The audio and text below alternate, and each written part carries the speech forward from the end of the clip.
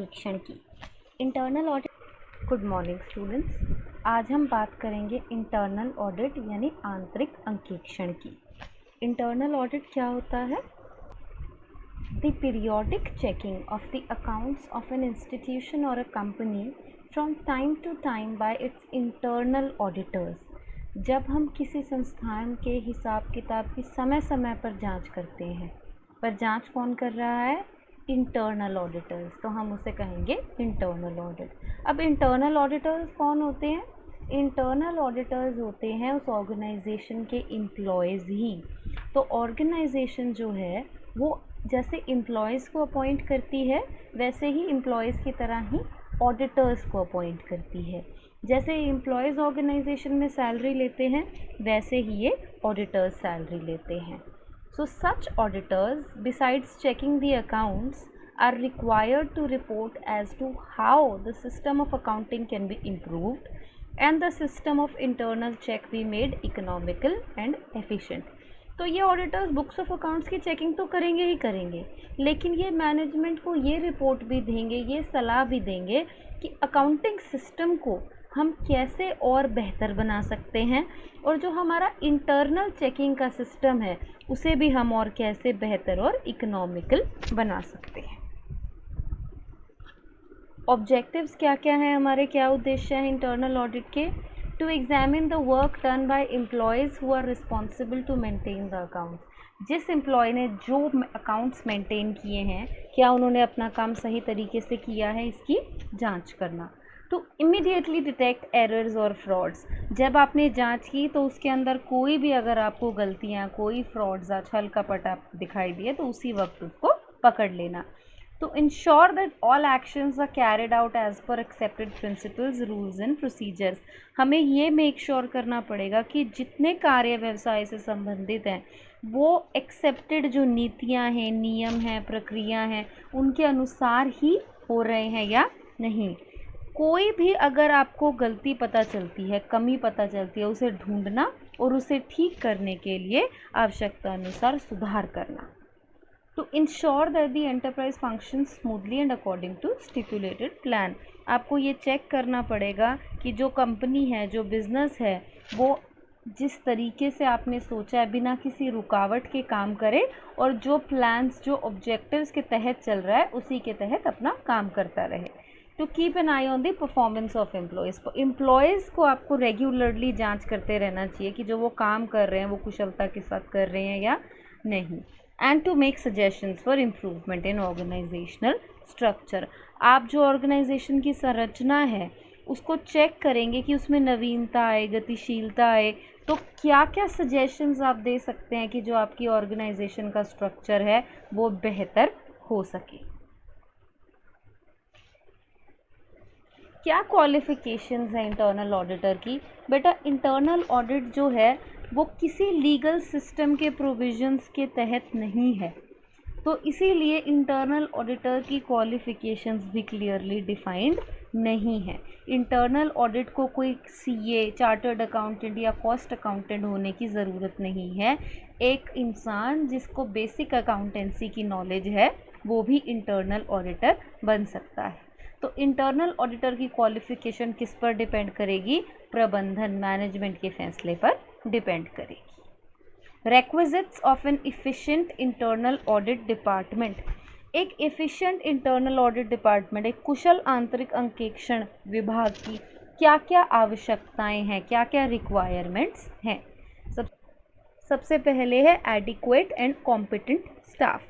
जिस भी ऑर्गेनाइजेशन में इंटरनल ऑडिट डिपार्टमेंट है उसके अंदर एडिक्वेट और कॉम्पिटेंट स्टाफ होना चाहिए, पर्याप्त स्टाफ होना चाहिए जो अपना काम जो है सुचारू रूप से कर सकता है। स्टाफ जो है वो कुशल होना चाहिए, योग्य होना चाहिए और अनुभवी भी होना चाहिए। उसे इंटरनल ऑडिट की जो भी तकनीक हैं, जो भी प्रैक्टिसेस हैं, उनके बारे में जानकारी होनी चाहिए। इसके लिए उन्हें बेसिक ट्रेनिंग भी प्रोवाइड करनी चाहिए। Sufficient freedom. बेटा, जो इंटरनल ऑडिटर है और उसका स्टाफ है उसे पर्याप्त स्वतंत्रता होनी चाहिए। किस किस चीज़ में? सबसे पहले तो फ्रीडम टू प्लान। जो भी आपके कार्य से संबंधित आप प्लानिंग करते हैं, आपको जो काम कैसे करना है, क्या प्लानिंग आपने उसके लिए ली, क्या टेक्निक्स आप उसके अंदर यूज़ करेंगे, अकाउंट्स को चेक कैसे करेंगे, इन सारी चीज़ों का जो प्लान बना रहे हैं वो प्लान बनाने में उसे स्वतंत्रता होनी चाहिए, वो अपनी इच्छा अनुसार योजना बना सके। Freedom to report. अब एक बात बताइए, अगर जो इंटरनल ऑडिटर है उसे किसी जूनियर एम्प्लॉय को अपनी रिपोर्ट देनी है, तो उस जूनियर एम्प्लॉयज़ के ऊपर जितने सीनियर एम्प्लॉयज़ हैं वो जूनियर एम्प्लॉय के तो बॉस हैं ही, वो ऑडिटर के भी बॉस बन गए, तो ऑडिटर इंडिपेंडेंट नहीं हो पाएगा, स्वतंत्र नहीं हो पाएगा, उसे उन सीनियर एम्प्लॉयज़ के जो वो कहेंगे वही फॉलो करना पड़ेगा। तो ऐसा नहीं होना चाहिए, ऑडिटर को स्वतंत्रता होनी चाहिए अपनी रिपोर्ट सबमिट करने में। तो इसीलिए वो क्या करे, कोशिश कीजिए कि जो ऑडिटर है वो बोर्ड ऑफ डायरेक्टर्स को ही अपनी रिपोर्ट सबमिट करे, किसी जूनियर एम्प्लॉय को नहीं। Freedom regarding division of duty.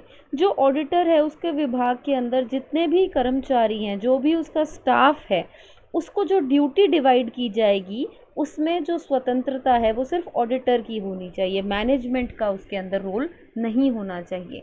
यानी ऑडिटर ही अपने स्टाफ की ड्यूटी की डिवीज़न करे, क्योंकि उसे ही पता है कि कौन सा स्टाफ किस काम में ज़्यादा कुशल है। Procedure for internal audit. क्या काम, इंटरनल ऑडिट की क्या कार्यविधि है, किस तरह से किया जाएगा। सबसे पहले clearly define what is to be investigated. जो भी जांच करनी है उसे साफ साफ परिभाषित किया जाए, जिस भी कार्य की जांच है वो क्लियरली मेंशन किया जाए। Formulate the policy, technique and procedure of control. जब आपने क्लियरली डिफाइन कर दिया उसके बाद आप देखेंगे कि किस तरीके से आप ऑडिट कर रहे हैं, क्या पॉलिसी बना रहे हैं, क्या तकनीक, क्या कार्य प्रोसीजर्स आप उसके लिए यूज़ करेंगे। Select transactions of subject being examined. उसके बाद जो आपको ट्रांजैक्शंस, जो आपको एग्जामिनेशन करनी है उससे रिलेटेड आप कुछ ट्रांजैक्शंस को चुनें और कोशिश कीजिए कि जो ट्रांजैक्शंस आप चुन रहे हैं वो पूरे व्यवहार के नमूने होने चाहिए, वो रिप्रेजेंटेटिव हों आपकी कंप्लीट बुक्स ऑफ अकाउंट्स की। Examine the selected transactions. जब आपने ढूंढ ली कि ये पर्टिकुलर ट्रांजैक्शंस आप एग्जामिन करेंगे तो उन्हें बिल्कुल थॉरली, इन डेप्थ, अच्छे से आप एग्जामिन करेंगे। डॉक्यूमेंट्स हैं, वाउचर्स हैं, एम्प्लॉयज़ हैं, एक्सप्लेनेशंस हैं, थर्ड पार्टीज़ हैं, इन सब से आप डिटेल में हेल्प लेके ये ट्रांजैक्शंस को एग्जामिन करेंगे। Segregate the error into major and other. जब आप ट्रांजैक्शंस को जांच कर लेंगे और उसके अंदर जो भी गलतियां आई हैं उनको हम डिवाइड कर देंगे मेजर एरर्स में और अदर एरर्स में। तो जो मेजर एरर्स हैं उनको हम और डिटेल में एग्जामिन करेंगे और उससे क्या प्रभाव पड़ रहा है और कौन उसके लिए रिस्पॉन्सिबल है, इसकी रिपोर्ट तैयार करेंगे। Submit a report of examination to the management. जब हमने रिपोर्ट तैयार कर ली तो वो रिपोर्ट जो है, जो भी आपकी उसके अंदर निष्कर्ष निकले हैं वो रिपोर्ट आप मैनेजमेंट को सबमिट करेंगे। अब जो मैनेजमेंट है बेटा, टॉप लेवल मैनेजमेंट, उसके पास इतना टाइम नहीं होता कि वो 50 पेज की, 100 पेज की रिपोर्ट पढ़े। तो जो रिपोर्ट है वो ब्रीफ होनी चाहिए, बहुत लंबी नहीं होनी चाहिए। पर ऐसा भी ना हुआ कि आपने एक पेज में ही सब कुछ ऐसे लिख दिया कि समझ ही नहीं आ रहा है। तो आपको एक बैलेंस बनाना पड़ेगा, ना तो रिपोर्ट बहुत लंबी होनी चाहिए, ना ही रिपोर्ट बहुत छोटी होनी चाहिए। इसके बाद बात करते हैं एडवांटेजेस क्या क्या हैं इंटरनल ऑडिट की। सबसे पहले, draws management attention to discrepancies in defined policies and procedures. बेटा इंटरनल ऑडिट करवाया ही इसलिए जाता है कि जो मैनेजमेंट है उसे पता चल सके कि जो उन्होंने पॉलिसीज़ बनाई हैं या जो भी नीतियां हैं, जो उनकी कार्यविधियां हैं, उनके अंदर कोई गलतियां तो नहीं हैं, उनके वो पर्याप्त हैं भी या नहीं, और अगर कोई कमी है तो वो मैनेजमेंट की नज़र में लेकर आता है। Helps in overall control of business. Internal audit के अंदर हम इंटरनल कंट्रोल सिस्टम इस्टेब्लिश करते हैं, तो जो ओवरऑल बिजनेस है वो कंट्रोल में रहता है। रिड्यूस चांसेस ऑफ एरर्स और frauds in the books of accounts. जब इंटरनल ऑडिट किया जाता है तो उसका एक उद्देश्य ये भी है कि अकाउंट्स में कोई गलतियाँ, कोई फ्रॉड्स तो नहीं कमिट हुए हैं, उनकी जांच करना और उनको कम से कम करना। Detects miss use of resources. बेटा चाहे आपकी ह्यूमन रिसोर्सेज हैं, चाहे फिज़िकल रिसोर्सेज हैं, हर रिसोर्स का क्या इस्तेमाल हो रहा है इसकी जांच की जाए, और जो रिसोर्सेज हैं वो पर्सनल पर्पस के लिए मिसयूज़ तो नहीं की जा रही, इसकी भी जांच की जाए। Makes internal control easier and more effective. Internal audit के साथ जो इंटरनल कंट्रोल सिस्टम है वो बेहतर हो जाता है, और कंट्रोल जो है वो बहुत आसान हो जाता है और ज़्यादा प्रभावशाली हो जाता है। Keeps check on employees performance. Internal audit के अंदर जो कंपनी के एम्प्लॉयज़ हैं वो क्या काम कर रहे हैं उसकी गहनता से आप जांच कर सकते हो। अब डिसएडवांटेजेस क्या क्या हैं इंटरनल ऑडिट की। अगर इम्प्लॉयज़ ही डिससेटिस्फाइड हैं बेटा, जो इंटरनल ऑडिट कर रहे हैं, अगर वो डिससेटिस्फाइड हैं, वो खुश नहीं है मैनेजमेंट से, ऑर्गेनाइजेशन से, उन्हें लगता है कि उनका इन्वायरमेंट अच्छा नहीं है, तो उनकी सर्विसेज कोई हेल्पफुल होंगी ही नहीं, वो बायस्ड होंगे, वो अच्छे से काम ही नहीं करेंगे, तो जो भी उन्होंने निकाला वो मैनेजमेंट के लिए ज़्यादा हेल्पफुल नहीं होगा। इंटरनल ऑडिट डिपार्टमेंट जो है बेटा वो बिग ऑर्गेनाइजेशंस, लार्ज ऑर्गेनाइजेशंस में ही किया जाता है, क्योंकि एक्सपेंसिव है, तो स्मॉल ऑर्गेनाइजेशंस जो हैं वो डिपार्टमेंट इस्टेब्लिश नहीं कर सकती। इंटरनल ऑडिटर्स कई बार क्या करते हैं बेटा, वो मैनेजमेंट के साथ जुड़ जाते हैं, कोल्यूड कर लेते हैं, उनके साथ साठगांठ कर लेते हैं, ताकि ऑर्गेनाइजेशन की फाइनेंशियल पोजीशन को हार्म कर सके। तो वो प्रबंधन के साथ मिलकर कोशिश करते हैं कि वित्तीय स्थिति को कैसे बिगाड़े। इंटरनल ऑडिटर्स के लिए कोई क्वालिफिकेशंस लेट आउट नहीं है। मैंने आपको बताया था कि मैनेजमेंट पर डिपेंड करता है कि कौन इंटरनल ऑडिटर बन जाएगा। तो कई बार ऐसा होता है कि वो किसी को भी इंटरनल ऑडिटर रख लेते हैं जो कि क्वालिफाइड भी नहीं है जॉब के लिए, और उसे अपना काम अच्छे से करना आता ही नहीं। इंटरनल ऑडिट जो है बेटा वो ऑर्गेनाइजेशन की मैनेजमेंट के हिसाब से फंक्शन करता है, क्योंकि जो इंटरनल ऑडिटर्स हैं वो बेसिकली मैनेजमेंट के एम्प्लॉयज़ हैं ना, तो वो उतना डिटेल नहीं हो पाएगा जितना कोई कॉम्प्रिहेंसिव या स्टैट्यूटरी ऑडिट होता है। अब बात करते हैं कंटिन्यूस और इंटरनल ऑडिट के बीच में क्या क्या डिफरेंसेस हैं। सबसे पहले उद्देश्य। जो कंटिन्यूस ऑडिट है बेटा उसका तो मेन ऑब्जेक्टिव यही है कि हम कॉम्प्रिहेंसिव एक इन डेप्थ गहन जांच कर सकें ऑर्गेनाइजेशन की फाइनेंशियल पोजीशन की, उसके स्टेट ऑफ अफेयर्स क्या हैं, और वो मैनेजमेंट को बता सके। इंटरनल ऑडिट का क्या ऑब्जेक्टिव है, इंटरनल ऑडिट मैनेजमेंट करवाती है, तो इसका बेसिकली यही ऑब्जेक्टिव है कि मैनेजमेंट को जो जो ज़रूरतें हैं उनको हम पूरा कर सकें। टाइम।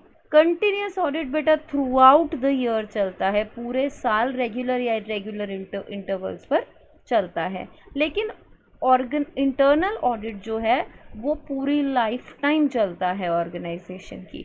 इंटरनल ऑडिटर आपने अपॉइंट कर लिए, तो जैसे एम्प्लॉयज़ काम करते हैं ऑर्गेनाइजेशन में, वैसे ही इंटरनल ऑडिटर्स भी throughout the lifetime of the organisation, पूरे बिजनेस के जीवन काल के दौरान ये चलता रहता है। स्टेटस। जो कंटिन्यूस ऑडिट होता है बेटा उसमें एक्सटर्नल ऑडिटर्स होते हैं, तो जो ऑडिटर है वो फ्री इंसान होता है, प्रोफेशनल इंसान है, वो एम्प्लॉय नहीं है आपके ऑर्गेनाइजेशन का।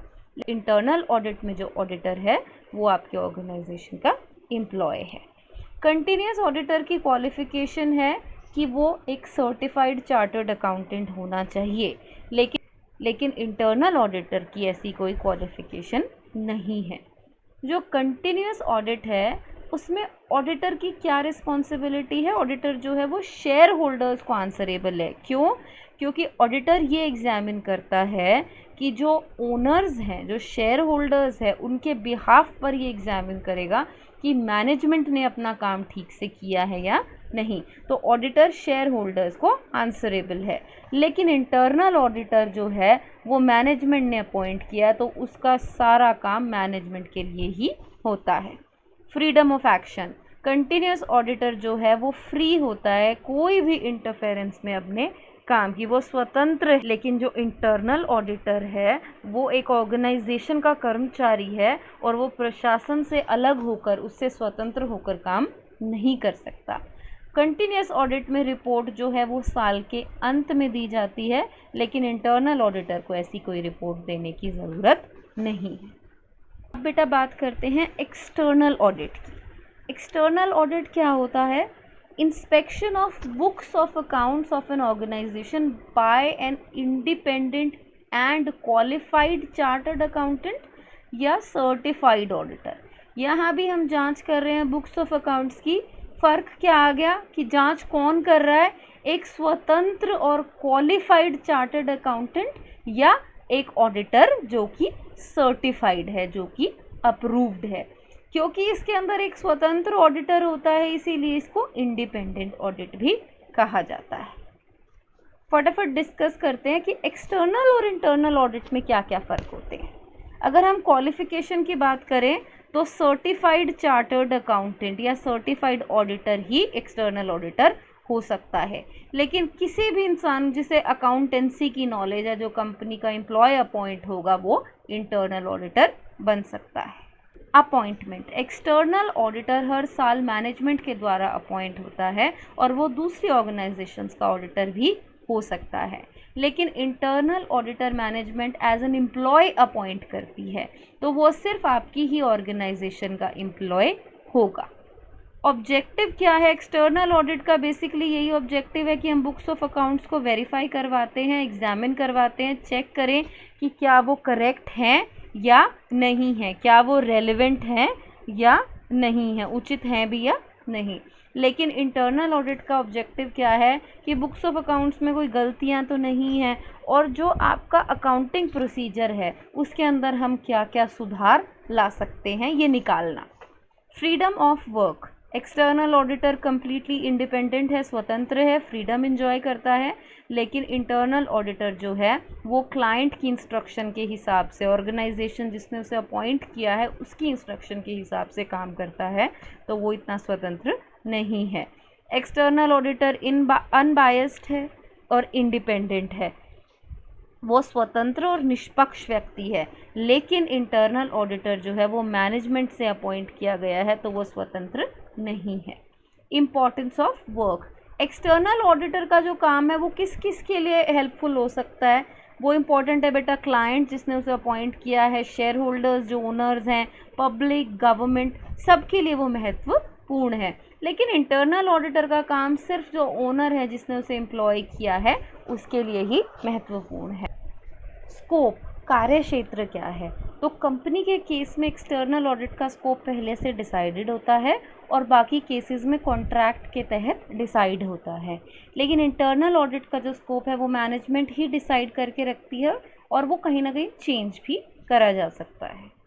Suggestions for improvement, external auditor को कोई सजेशंस नहीं देने होते कि ऑर्गेनाइजेशन की वर्किंग को कैसे इम्प्रूव करें। वो अल्टीमेटली सिर्फ ये सजेशंस देते हैं कि क्या एरर्स हैं, क्या फ्रॉड्स हैं और उनको आप कैसे डिटेक्ट कर सकते हो। लेकिन इंटरनल ऑडिटर का ये बहुत बड़ा उद्देश्य होता है कि वो सजेशंस दे सके कि ऑर्गेनाइजेशन के सिस्टम को कैसे इम्प्रूव करें, इंटरनल चेकिंग के सिस्टम को कैसे इम्प्रूव करें, बुक्स ऑफ अकाउंट्स को कैसे एग्जामिन करें। ओके, सो एक फाइनल डिफरेंस और डिस्कस कर लेते हैं, इंटरनल ऑडिट और स्टैट्यूटरी ऑडिट के बीच में डिफरेंस। अब तक आप इन दोनों को समझ चुके हैं कि इंटरनल ऑडिट क्या है और स्टैट्यूटरी ऑडिट क्या है। तो एक बार इनको फटाफट डिफरेंस के तौर पर रिवाइज कर लेते हैं।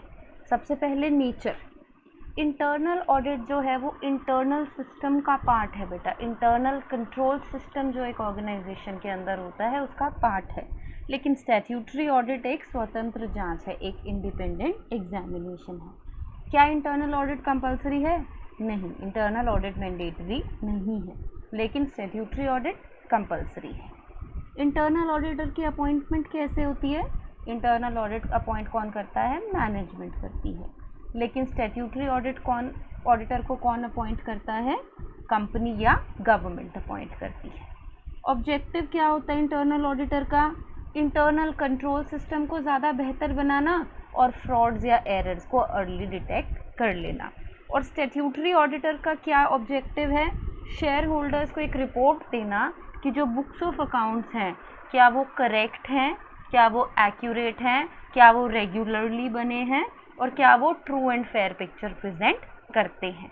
इंटरनल ऑडिट मैंने आपको बताया था पूरी लाइफ चलता ही रहता है बिजनेस का, तो it is a continuous process. लेकिन स्टैट्यूटरी ऑडिट फाइनल अकाउंट्स बनने के बाद ही किया जाता है। क्वालिफिकेशन क्या होती है इंटरनल ऑडिटर की? कोई स्पेसिफिक क्वालिफिकेशन नहीं होती। कोई भी इंसान जिसे सफिशिएंट नॉलेज है अकाउंटेंसी की वो इंटरनल ऑडिटर बन सकता है। बेटा स्टैट्यूटरी ऑडिटर की क्या क्वालिफिकेशन होगी, वो डिपेंड करेगा आपके स्टैट्यूट के ऊपर, आपके वैधानिक अधिनियम के तहत। अगर आप कंपनी के ऑडिटर हो तो आपको कंपनीज एक्ट के तहत क्वालिफिकेशन ऑब्टेन करनी पड़ेगी। अगर आप बैंकिंग कंपनी के ऑडिटर हो तो बैंकिंग एक्ट 1949 के तहत आपको क्वालिफिकेशन ऑब्टेन करनी पड़ेगी। स्कोप, जो इंटरनल ऑडिटर है उसका स्कोप मैनेजमेंट डिसाइड करती है, लेकिन जो स्टैट्यूटरी ऑडिटर है वो लीगल इनैक्टमेंट, जो अधिनियम है उसके द्वारा ही डिसाइड किया जाता है। स्टेटस, इंटरनल ऑडिटर का क्या स्टेटस होता है, क्या स्थिति होती है, वो एक ऑर्गेनाइजेशन का एम्प्लॉय होता है। लेकिन स्टैट्यूटरी ऑडिटर जो है वो एक इंडिपेंडेंट प्रोफेशनल है, एक स्वतंत्र पेशेवर व्यक्ति है। सजेशंस क्या क्या देते हैं, इंटरनल ऑडिटर बेसिकली सजेशंस देता है मैनेजमेंट को कि बिजनेस को और बेहतर कैसे किया जा सकता है, उसको डिसोल्यूशन से रोक लें, उसकी बुक्स ऑफ अकाउंट्स को अच्छे से जांच करें। लेकिन स्टैट्यूटरी ऑडिटर ऐसे कोई सजेशंस नहीं देता, वो सिर्फ ये दिखाता है कि आपके बुक्स ऑफ अकाउंट्स जो है वो true and fair picture present कर रहे हैं या नहीं कर रहे हैं। इंटरनल ऑडिटर कोई रिपोर्ट सबमिट करता है? नहीं, इंटरनल ऑडिटर के लिए कोई कंपल्शन नहीं है कि उसे कोई रिपोर्ट सबमिट करनी है। लेकिन स्टैट्यूटरी ऑडिटर एक रिपोर्ट इशू करता है शेयर होल्डर्स को जब आपका ऑडिट कंप्लीट हो जाता है। तो इसी के साथ हमारा ये टॉपिक ख़त्म होता है। इस चैप्टर के लिए हमने ये रेफरेंस बुक्स यूज़ की हैं। Thank you so much for listening. Have a nice day.